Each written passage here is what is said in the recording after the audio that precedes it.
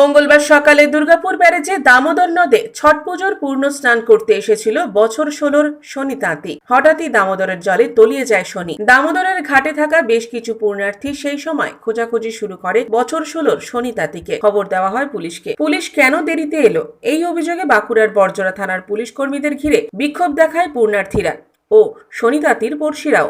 কোনো ক্রমে পুলিশ ওই উত্তেজিত জনতার রোষ সামলে কিশোরীকে উদ্ধার করে হাসপাতালেও নিয়ে যায়। অভিযোগ, খবর দেওয়ার প্রায় 3 ঘন্টা পর পুলিশ ঘটনাস্থলে আসে। ততক্ষণে সব শেষ হয়ে যায়। প্রোগ্রাম আছে, ওই জন্যই আজকে চান করে শুদ্ধ হয়ে বাড়ি যাই। তো সবাই এসেছিল এরকম করে, আমাদের ডিবিসি মোড় থেকে ওরাও এসেছিল। আমরা যখন এলাম ওরাও মনে হয় 2 ঘন্টা আগে এসেছিল।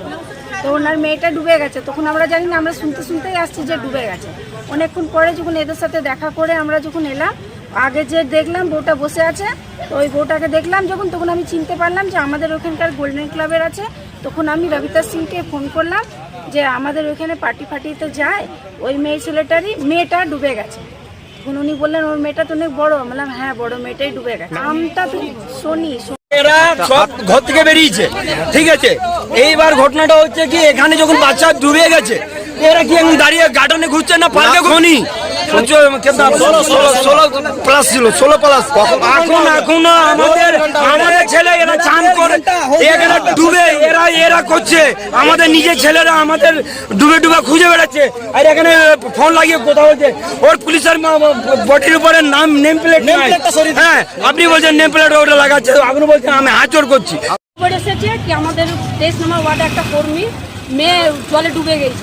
এবার আমি শুনে তাড়াতাড়ি এসেছি, সবাই প্রশাসনকে খবর দেওয়া হয়েছে। তারপরে প্রায় 3 ঘন্টা ধরে একটাও খুঁজে হচ্ছিল না।